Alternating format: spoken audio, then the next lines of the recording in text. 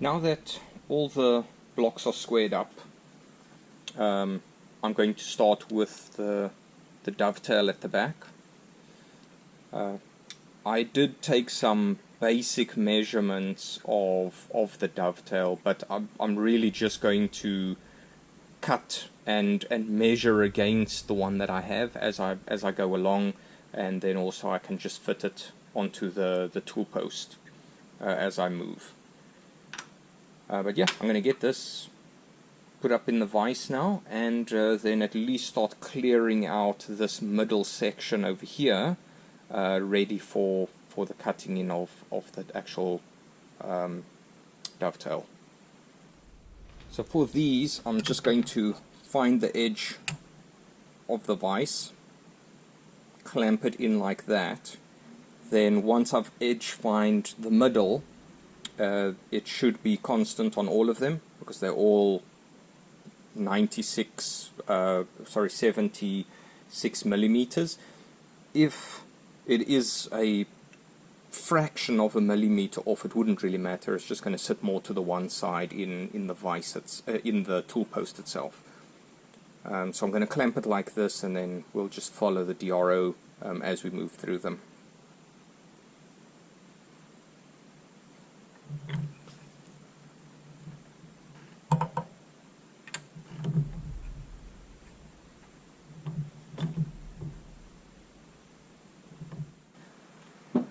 Alright, well, here we go.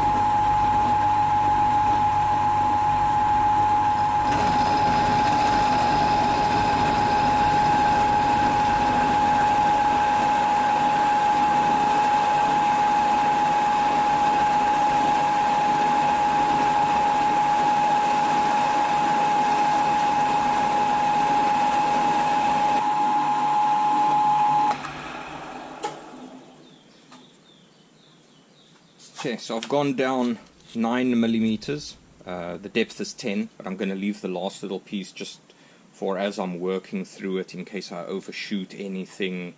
I've just got that last piece that I can clean up.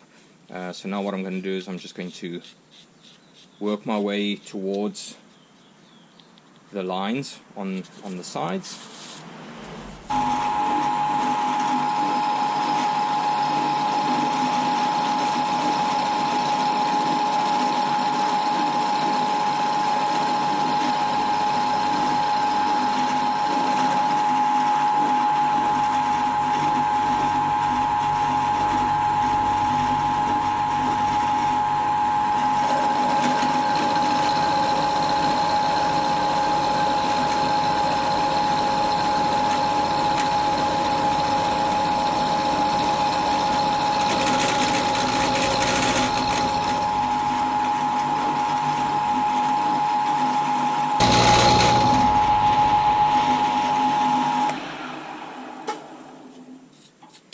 Okay, so I've cleaned it up.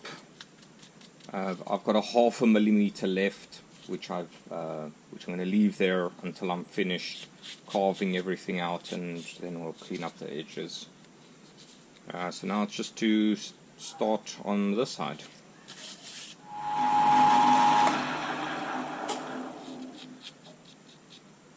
Alright, that's all carved out now. So what I'll do now is I'll clean up just the bottom here, just slightly, because the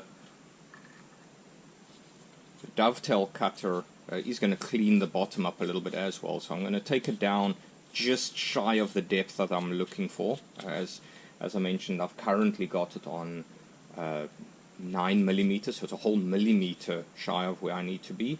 So I'll take it down to 9.8, 9.9 millimeters, and then the dovetail will literally just clean up that last little bit on it.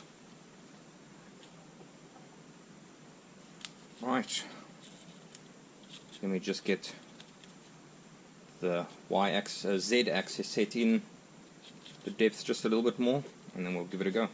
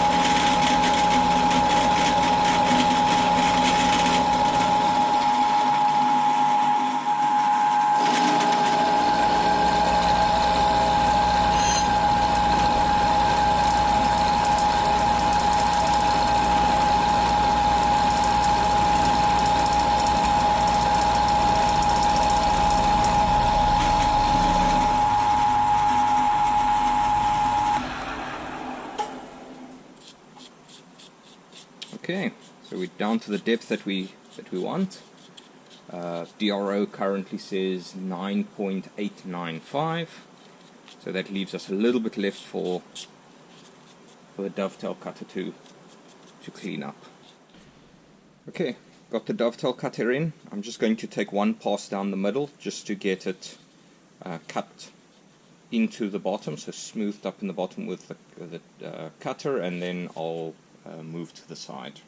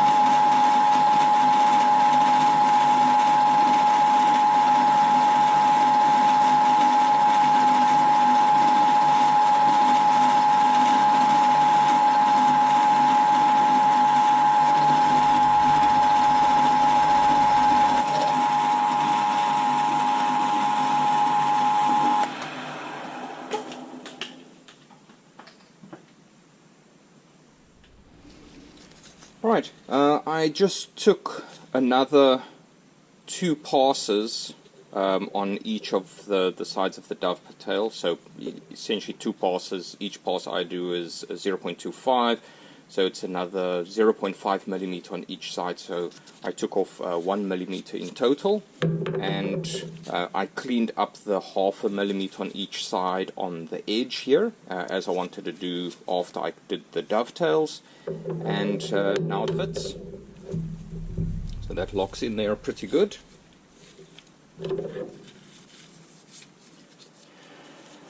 Alright, so that's another dovetail done.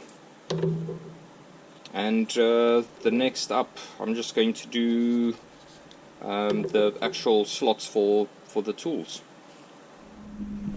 Okay, next up, now that the dovetails are done, it's to cut the slots on the side that the tool actually goes in. So it's that piece that goes in the side there, the tool will rest in and then get fastened down with the grub screws or bolts, whichever one. Originally I had it as a 14 millimeter depth of cut.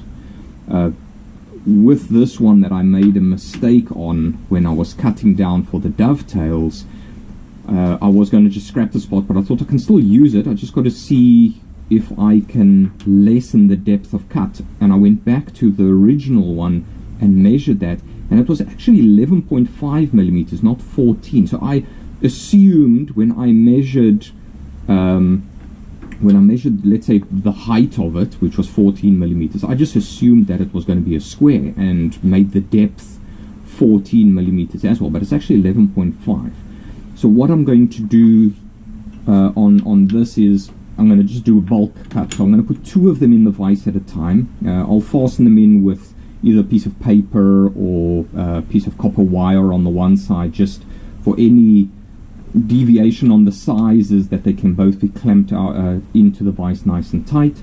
And then I'm going to plunge cut with the end mill to, let's say, 11 millimeters down, and then I'll clean up the bottom with kind of a stroke cut. I think that's just going to be easier than left to right, the whole time down a small depth of cut. It's just going to be easier to plunge it. So let me get these in the vise and get the collet in and so on, and then we can start with that. Okay, I've got them mounted up. I've already found the center with the DRO. I've got a 1/2 inch end mill in here. I don't have a 13 millimeter or 14 or 12 center cutting end mill, so I'm just going to use this 1/2 inch, which is 12.7 millimeters. I'll cut with that, and depending on what the surface finish looks like with this, it's not exactly the best end mill, this, but depending on what that surface finish looks like, I'll then just play with the y-axis until I hit 14 millimeters. But yeah, I'm going to now, I've also zeroed the z-axis, so I know where my 0 is, and I'll be then plunging down 11 millimeters, and then we'll just move along the x-axis until we've got a whole string of holes. Now let's go.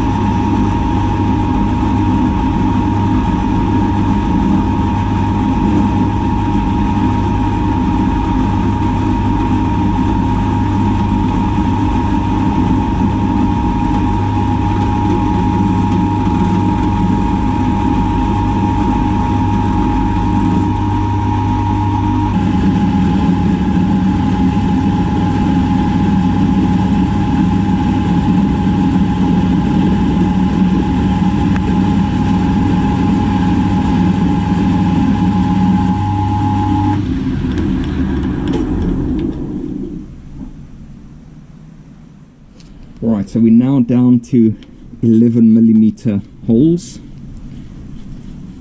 I'm just going to clean up all the swarf and then we'll start just cutting on the x-axis then, just to clean that all out and make it a even cut.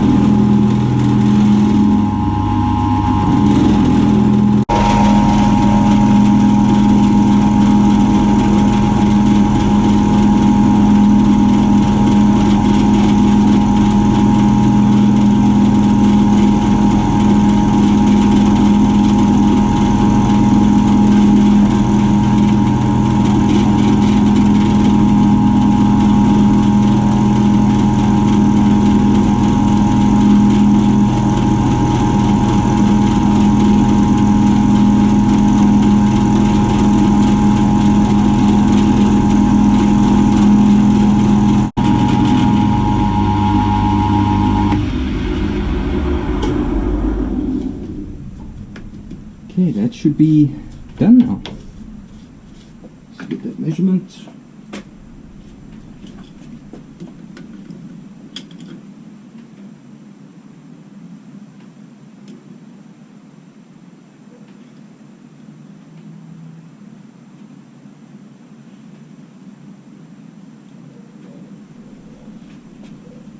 Alright, so there it is. We've hit 13.9, between 9.8 and 9.9. Well, I'm just going to leave it there. Doesn't need to be much better than that.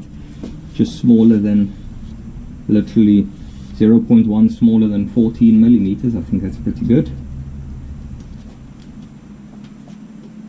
Right, that's for these two. Now it's just on to the other two.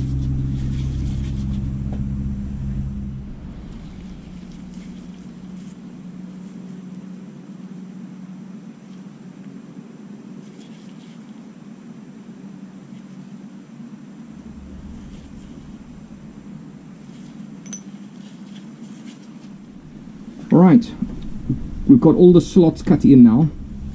Next operation is the drilling and tapping for the grub screws. So I've got the measurements of where each hole needs to go. So I've actually written some in pencil here because I measured them from each side instead of all from the one side, and it's just easier to zero on the one side of the part and then move along with the DRO and drill them. So I just wrote in pencil. So we'll just start with doing a small little center drill on the holes, just so that the drill doesn't wander when I put the bigger drill in. So then it will be drilling through for the 7mm, which is going to be the M8 tapped hole. I'll just drill those straight through into the slot section. I'm going to get that done on all of them. So what I've got here on the side is I've just got a side stop on. So each one I'll just center drill them, take it out, put the other one in. It will now push up against the stop, and I can do all of them, center drill them, and then just come back with the 7mm drill. So yeah, let's get on to that.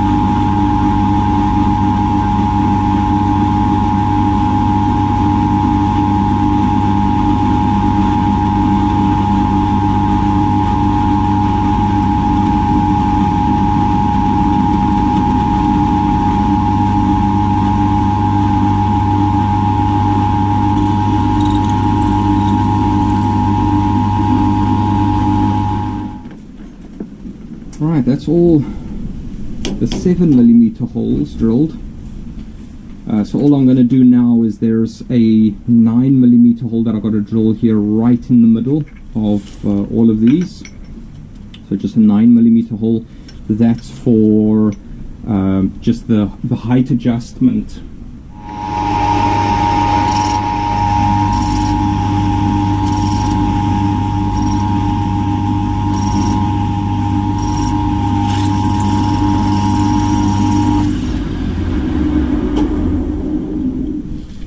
Alright, that was the last one. I've got them all done there. Got all the 9mm holes drilled in.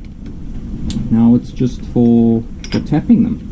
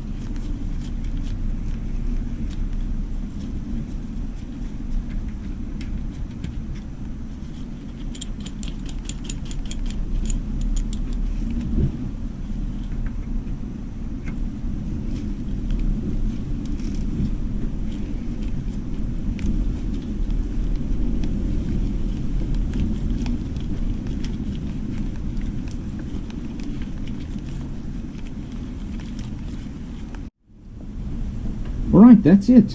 They're all done. So the only thing I did off camera was I used the Y wheel on this just to clean them up. I then used some acetone just to wipe them down. So cleaned everything with acetone, and then thread locked these long grub screws, so the one for the height adjustment. So I thread locked that in. So that was really where I focused the acetone more than anything, was just to clean out the thread of the screw here. And then I sprayed it down with some anti-corrosion, and then I just put the other grub screws in. So I just did that all off camera, but I was going to blacken this for corrosion protection, or blue it, but I thought it looks nice like this, and I got these nickel plated or chrome plated grub screws, so I thought it will go nice if I just leave them like this. So there's the purchased one. So this purchased one is specifically to take a round tool as well, so I haven't cut anything into these to allow for round tooling.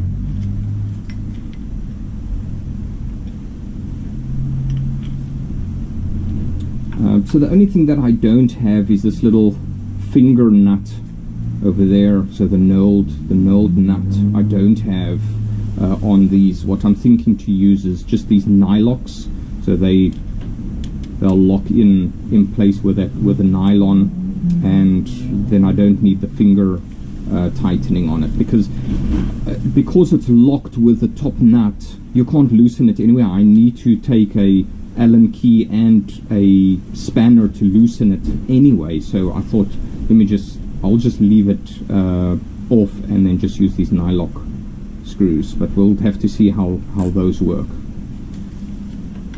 That's it, they're all done. There's one just with it in.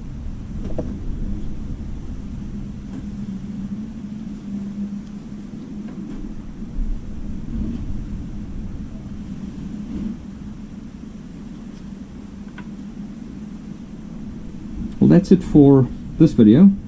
Thanks for watching, and I'll catch you in the next one.